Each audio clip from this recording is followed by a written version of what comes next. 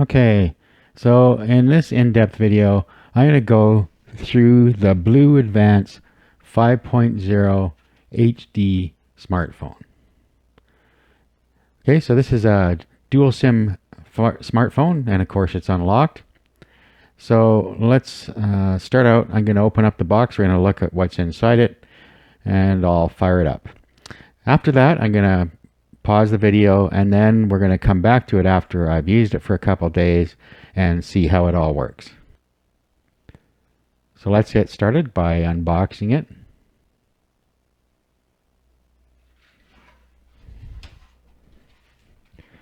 Okay, so phone right on top here. Now before I do this, let's just turn it over. And you'll see that the Advanced 5.0 HD has a 5-inch HD IPS display, quad-core 1.3 gigahertz processor, 1 gigabyte of RAM, 8 megapixel main camera, micro SD up to 64 megabytes, 5 megapixel selfie camera, 4G HSPA, and Android 6.0. Okay, so that's all good. So we have enough spec there to play things like Pokemon Go right out of the box. And we're at currently the most recent Android version. Okay, so let's pop this out of here.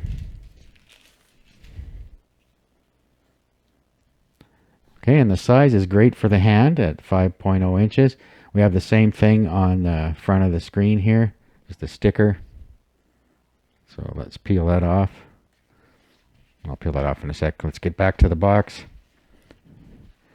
Okay, so we have an ID sticker in there.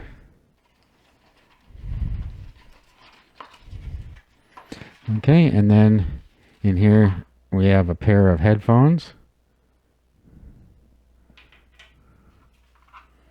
USB cable,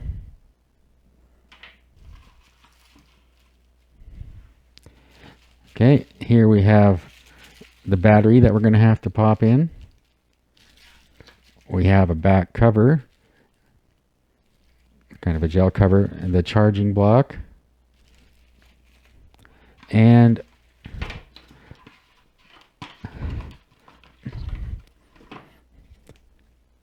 a screen protector. So all that comes in the box. So that's really good to get a screen protector with it. Okay, so the first thing I'm going to do is take the sticker off, and then I'll pop the battery in. So I'll get the back off and show you how it comes off here. Okay, so this is a really nicely finished phone. It's a metal back. Okay, so to get the top off, or the back off, you need to grab it up over here and pull it back. So let's put the fingernail under there. Okay, and then pry it back.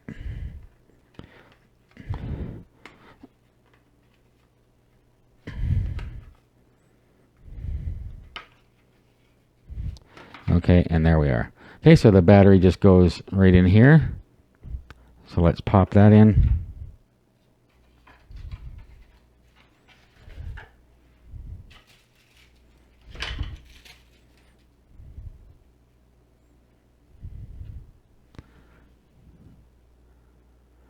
Okay, so it's a 2000 milliamp hour battery.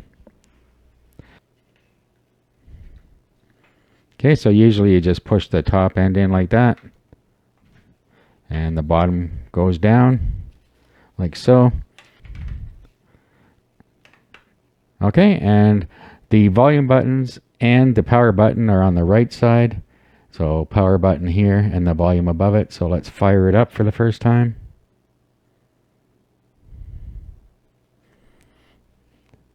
And here it goes.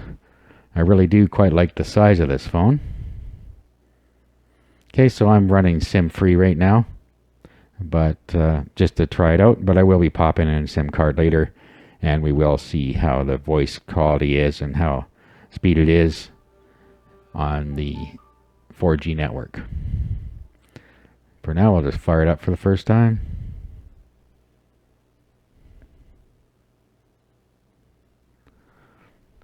Okay, and then you swipe up to unlock, and then we go through the setup. Okay, so that's our look at the unboxing part. We're going to be coming back after I've tested it out for a little while. So this is only going to take about 5 seconds for you, but it's going to take 2 days for me.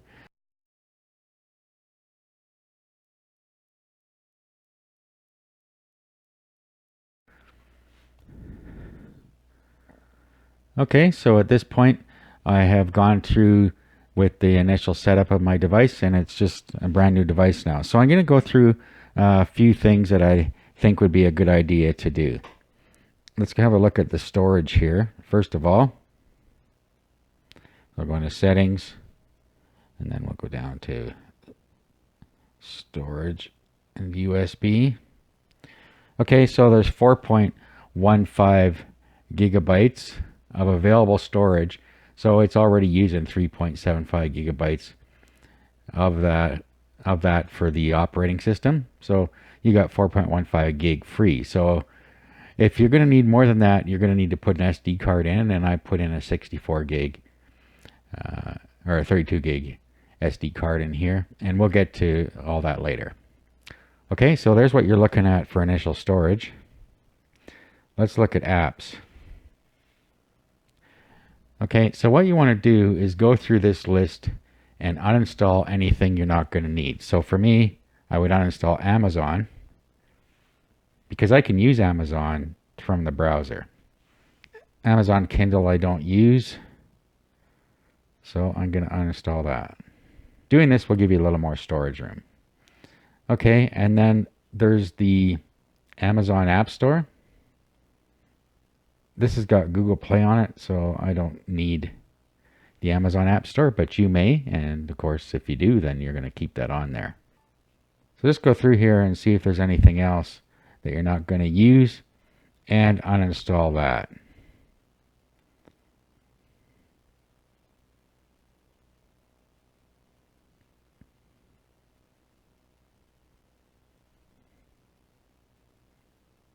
Now some of these you can't uninstall. You see this Google Keep has disable, so you can't uninstall it. You can only disable it.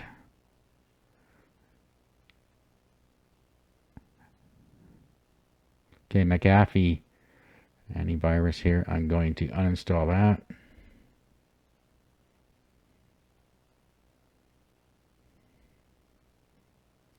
Okay, so that's all I'm going to uninstall there. Now, we should have gained a bit of space here, so let's go to storage and USB. And now we have 4.16 gig. All right, so that didn't really free up much space. But there's no point in having useless apps that you're not going to use on your phone. Okay, now the next thing we're going to look at here, let's go and into display.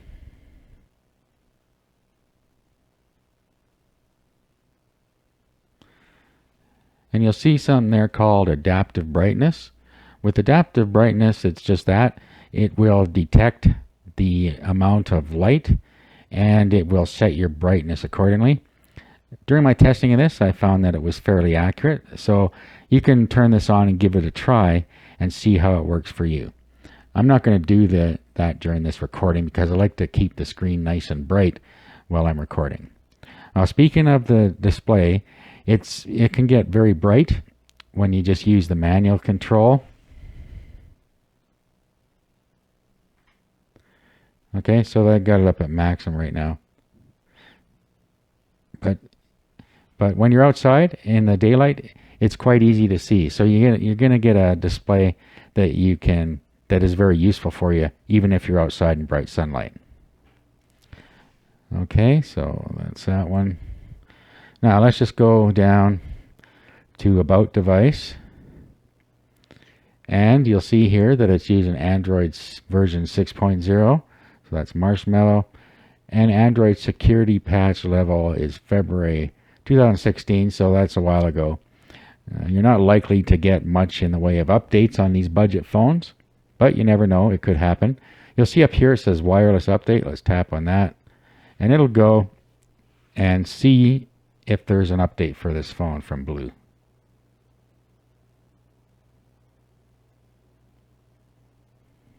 Okay, and it says it's currently up to date, so nothing to do there.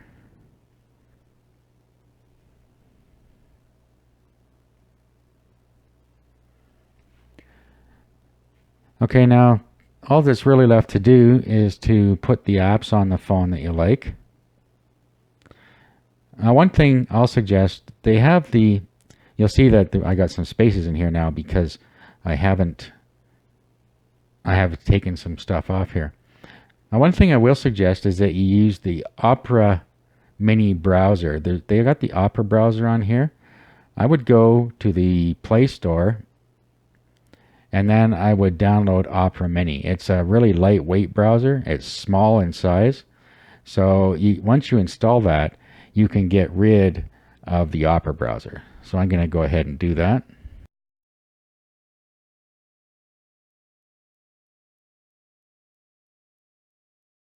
Okay, so now I got this phone set up the way I want it. I put on my essential apps. I didn't get on all the apps I want, but I got on the ones I absolutely need. Now, the reason is because, as you know, this phone only comes with 8 gig of internal storage. So if we go to storage here,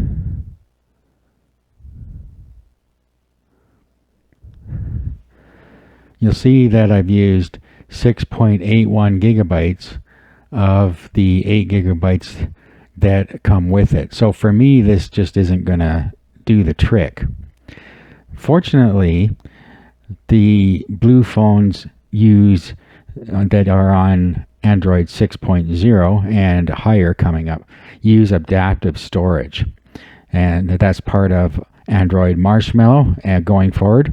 So what you can do is you can take a high-speed SD card like this one and you can make it into internal storage, and I'm going to show you how to do that. Once you do that, then you can have as much internal storage as you want as far as an SD card will go. I think up to 256 gigabytes. However, this phone will only use up to 64 gig card, but that still gives you quite a lot of space. So I picked up this 32 gigabyte Lexar Class 10 card. So it's very inexpensive for the 32 gig high performance card. So I'm going to take this out and then we're going to put it in and turn it into adaptive storage. Okay, so we're firing it back up. All right, unlock. Okay, and as you see, I've also themed my phone for Halloween.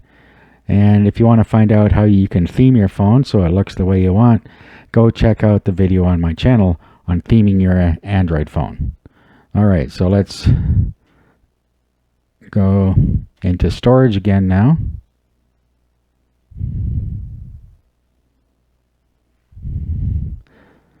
Okay, so you see down there, it's seeing internal storage, and then we see SD card. So what we can do now, let's tap on that.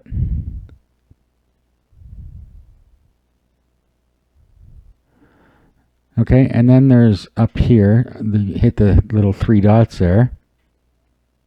Go to settings. And then we're going to want to format as internal.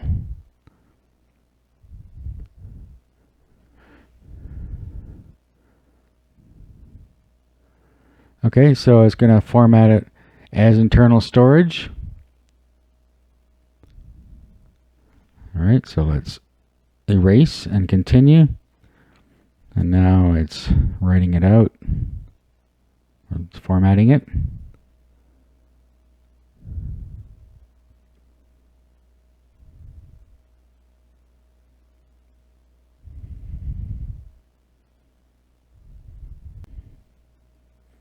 Okay, so now that it's complete, we can have it move some of the stuff that's in there already, and it'll move what it can.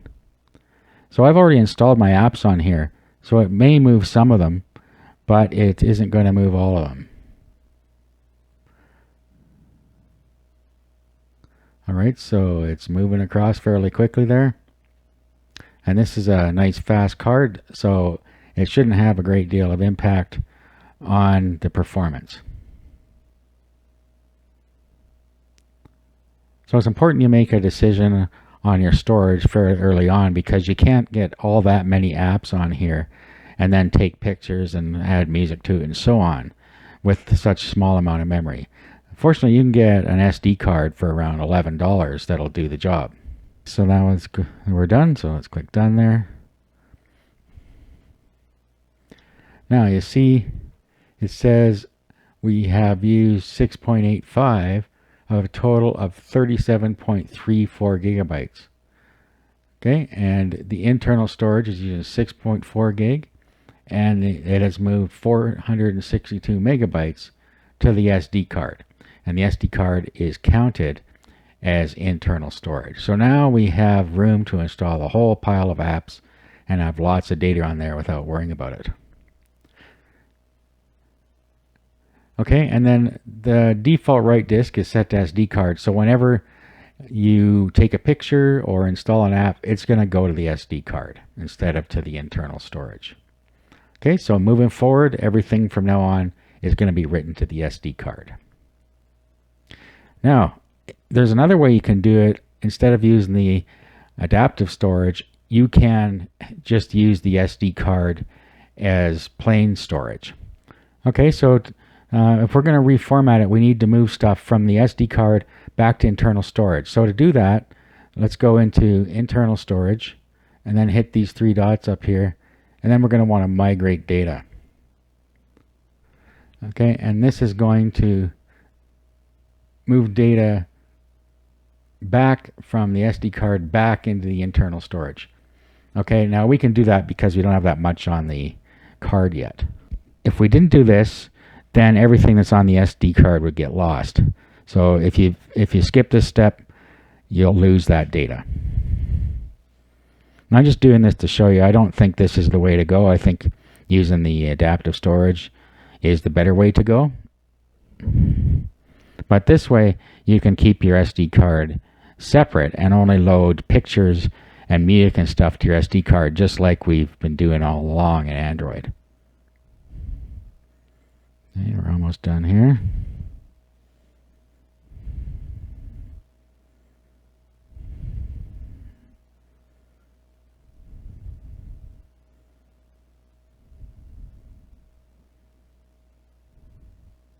All right, so it has moved it back. Now let's go back one screen here. Okay, and then let's tap on the SD card. And then up here, we want to format as portable.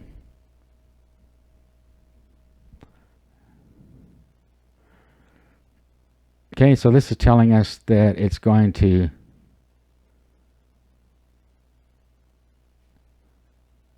delete everything off the card and reformat it. And if you're going to use this card in another phone, you have to do this because it won't read the card that was used as internal storage. You have to turn it back into portable. So if you're using the card for something else, you have to do this. All right. Now when we go back in here, you see that we have a total of 8 gigabytes of internal storage. And the SD card is not part of the internal anymore. Now, what you'll see up top that we can set the default write directory. So now we can say SD card. Now whenever we take a picture, it'll go to the SD card and it's going to write things to the SD card, but it won't install apps automatically on the SD card.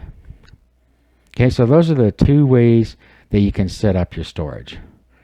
My advice is to set it up as adaptive storage, but I'm just going to leave it like this for now because I'm not going to install any more apps.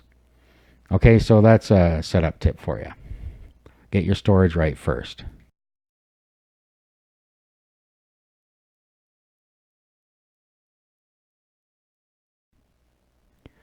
Okay, now that I have the apps on it that I want and we have everything set up, I want to go and talk about performance a little bit. Let's go and go to the browser. And like I suggested, Opera Mini is the way to go, I think. You get really good speed out of it. It's a nice light browser and it works really well. without all the heavy bloat that you get in some other browsers. You get really good performance out of it. Okay, so with a browser like this, you will get really good time like you see there. There's really no problem with performance on this phone.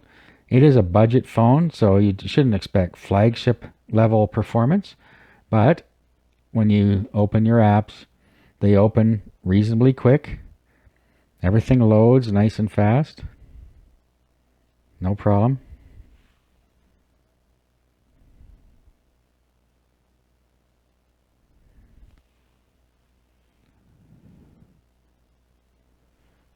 Good old IBGR.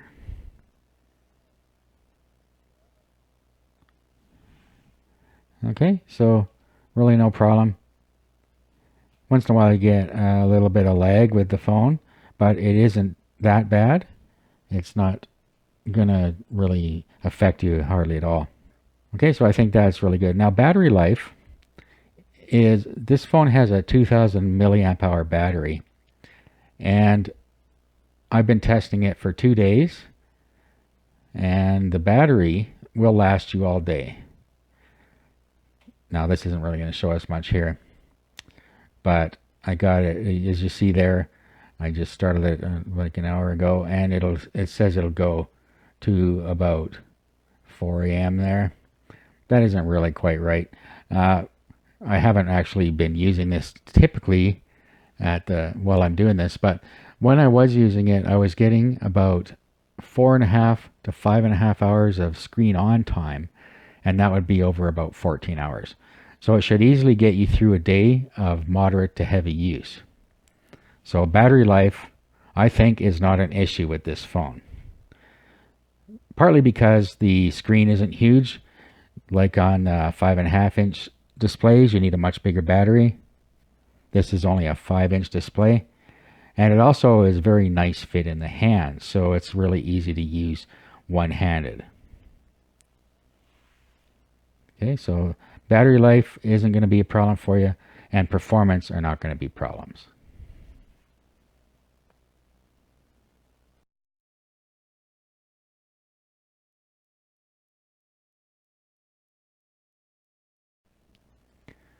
Okay, so let's look at some other features of the phone. Let's have a look at the keyboard. I quite enjoy the stock keyboard. So I'll tap there. Okay, so you got the numbers on top of the upper row, so you just hold those in.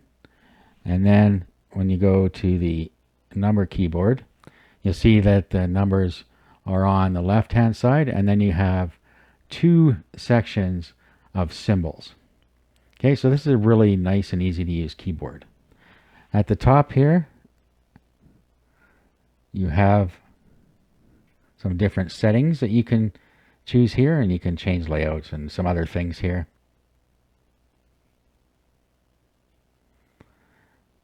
And then here, this is just setting your language, so you can change the keyboard that way. And then of course you can install any third-party keyboard you like from the Play Store if you don't like the stock keyboard. But I would stick to this one myself. I quite like it. It's easy to use, quite intuitive.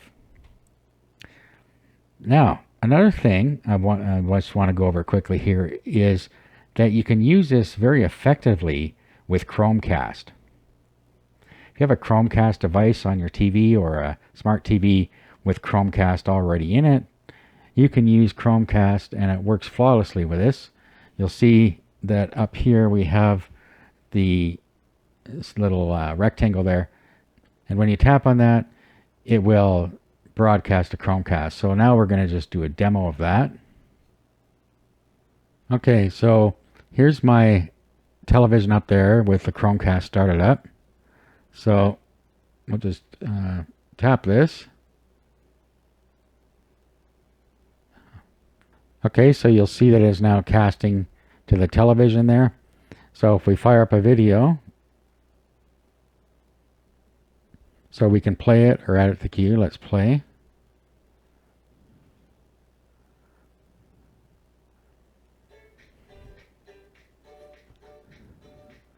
Okay, so no problems at all.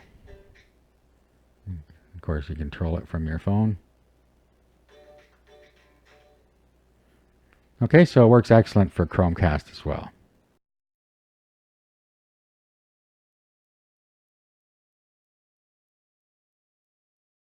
Okay, the next thing I want to talk about is Bluetooth. What I'm going to do is I'm going to pair this smartwatch that I have here to the phone. Okay, so what we'll do is go into Bluetooth.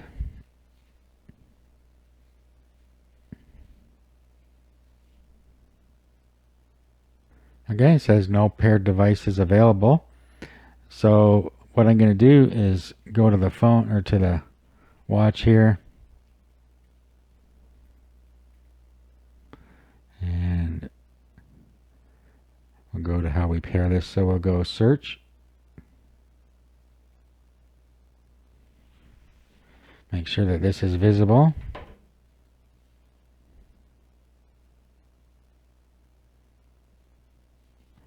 Okay, here it is.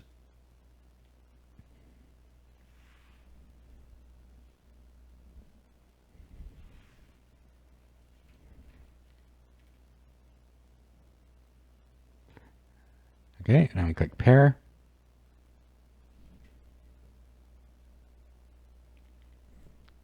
All right.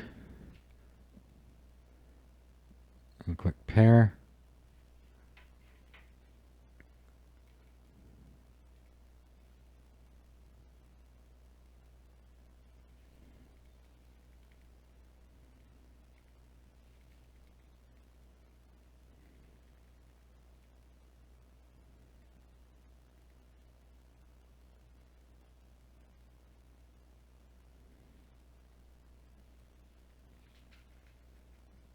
Pair.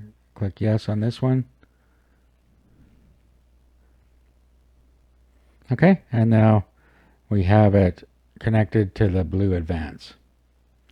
Okay, and then from the phone side, once you're in here, you can go into the little wheel here. You can change the name of it, but that's what the model of watch is, DZ09. And you can have it used for phone audio, media audio, and contact sharing. So I'm going to allow contact sharing. Click OK. Now, when we go back to the watch here,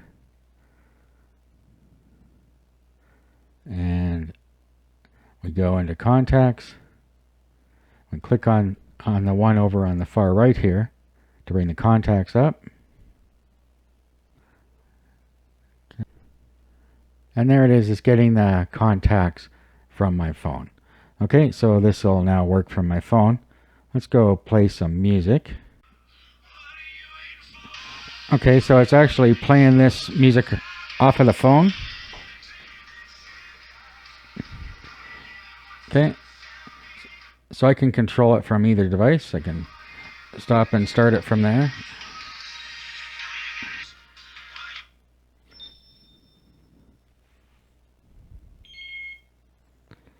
Okay, so there we go. We can control it from either device.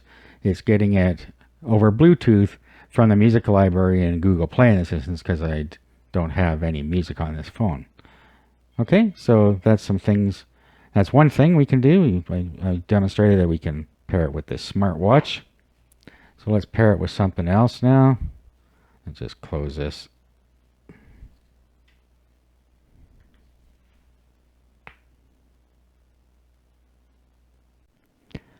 Okay, so next I'm going to pair it to these MPOW Wolverine wireless Bluetooth headphones that I got, and I'll be doing a review on those too. Okay, so look for the review on these in a later video. Okay, so here they are. It's just wireless earphones, and you got your controls here. In there you have a multi-switch that's right in the middle here. So to pair this, all we got to do is hold that down for 7 seconds. But let's get our phone ready first and into Bluetooth.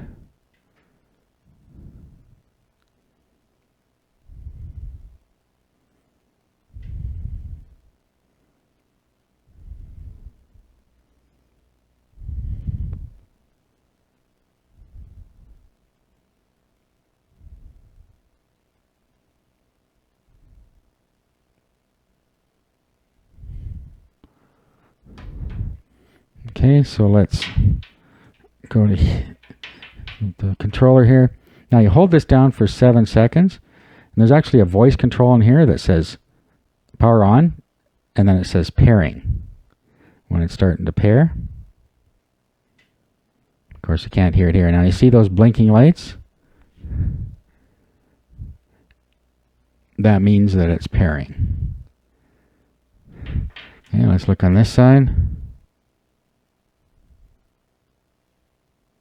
Okay, there's the MPOW wireless headset.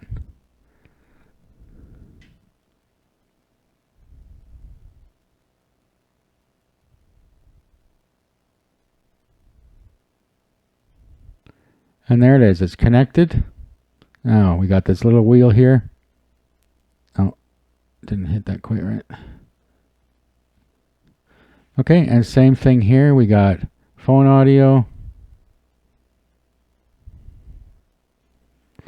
media audio, and contact share. We don't need contact share for wireless headset. Okay, so easy as that. So pairing works really well. I've used, when I was doing my testing, I had paired some other devices. Everything worked flawlessly. So we have no trouble with Bluetooth connectivity. It stays connected. It isn't wonky. It doesn't disconnect after a couple minutes or anything like that. It seems to work just perfectly.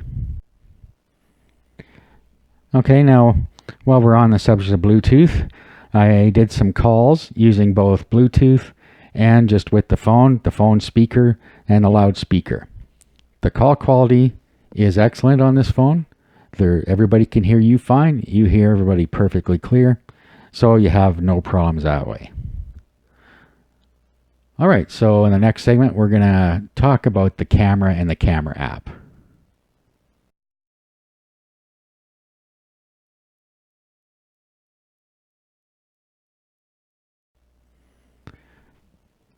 Okay, so the camera, you can get pretty decent pictures out of the camera, and you can get really awful ones too. The thing that you need to remember here is that you need to let the camera focus or force it to focus. You can't just go and snap happy with it and snap things really fast, because it just doesn't work very well if you do that. Let's just take a quick picture here. You see the little bars.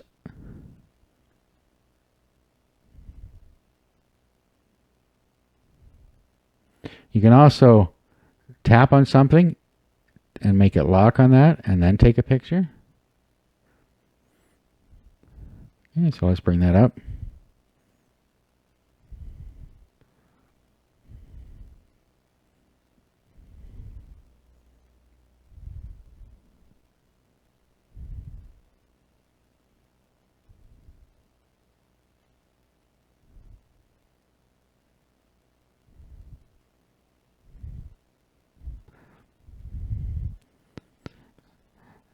Okay, and then there's video.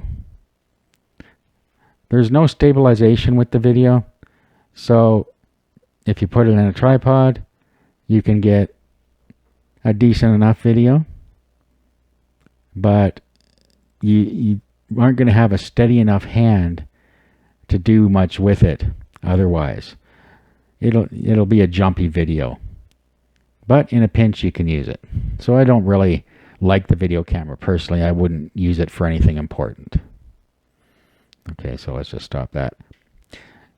Okay, now on my blog on cheaptastictech.com, I will put up some videos and some example pictures, as well as some from my Samsung Galaxy S7 Edge of the same images, so you can get an idea of how they look compared to a more premium camera. All right, so let's go over the camera app a bit. Here, this is our settings. Okay, so we have touch shutter, so just what it means, you touch the screen, shutter goes off. You have a smile shot, so it detects a smile. Shutter sound, self-explanatory. GPS location, so that'll tag the GPS location on each A little light. That'll tell you the GPS location. We got the self timer, picture guide, which are the little lines on the phone. Let me move this over a little bit here. Video quality, so I've got it at 1080p, but there's 3 different settings here. This is the highest setting. Okay, so I got it on fine. Then you have high, which is 720p, and medium, which is 480p.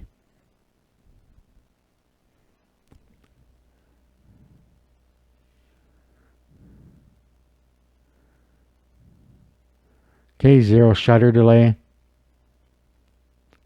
And then anti-flicker, so you don't get flicker from other devices if you're recording them. And then you can restore the defaults. Okay, so very simple camera settings. Here you have your different camera modes. So you have normal, which is auto, professional. Okay, now you see we have controls on the bottom where we can set the ISO and the white balance and some other things down here. So if you want to take control of the camera, that's how you can do it. Okay, and then we have a panorama shot. So you can use the panorama mode and take a panorama type photo. Okay, then we have face beauty.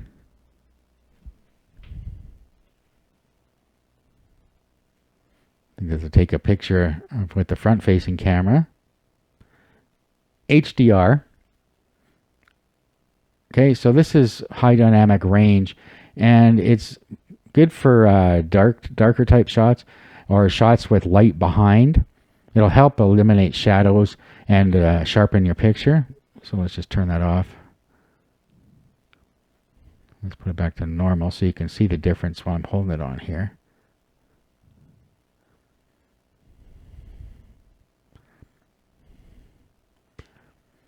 Okay, then we have night. So what this does is it will make the shot brighter, but it leaves the lens open longer. Okay, so you need to be aware of that and try and keep a steady hand.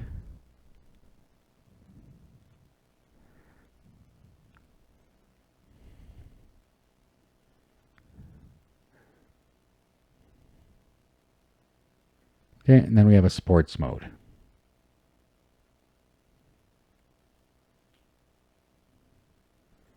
Okay, so you can take a little more control over your camera by using the modes. Truth be told, most people are just going to set it on automatic, which is normal, and be off with their pictures. Okay, so my thoughts on the camera are that you can take a good picture with it. The only thing is you need to take your time and let it take the picture. You can't just go snap happy like if you just keep hitting you're going around moving the camera around and stuff. It's just not going to take a good picture. So you got to give it time to focus.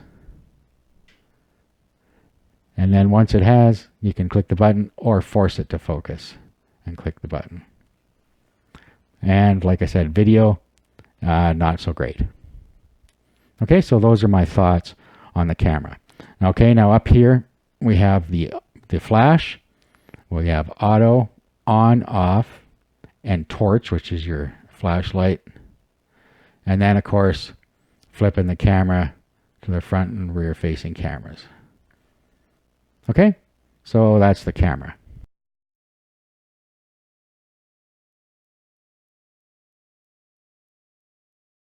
So to wrap things up here, I'll just give you my opinions on this phone. I think that it is overall quite a good phone, especially when you take price into consideration. This phone is well under $100 and you get everything you need on a smartphone. Add to that the performance is decent. The camera can take some good pictures as long as you let it focus. You get an adequate amount of storage for somebody that's not a power user. The screen is good and bright, and it's nice and clear. You have Android 6.0 Marshmallow, which gives you adaptive storage. You also have dual SIM, and the phone is unlocked. So you just really can't go wrong with this. But on top of that, your call quality is excellent and it does everything a smartphone should do. So in my opinion, this is a great smartphone for somebody looking for something on a budget. You're getting great value for money and it will get the job done for most people. So, in my opinion, if you're looking for a budget phone, you should definitely look at the BLU Advanced 5.0 HD smartphone.